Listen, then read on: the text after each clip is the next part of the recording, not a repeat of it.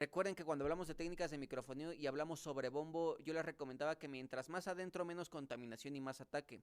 Estamos hablando de meter el micrófono adentro del parche, unos 10-15 centímetros, que el cuerpo del micrófono quede completamente cubierto. Y eso nos va a evitar contaminación. Y mientras más cercano lo tengamos al parche en donde se encuentra el pedal, no el parche frontal, si lo manejáramos, digamos, al parche más cercano hacia el baterista, mientras más cercano tengamos el micrófono hacia ese parche, más ataque vamos a generar y menos contaminación.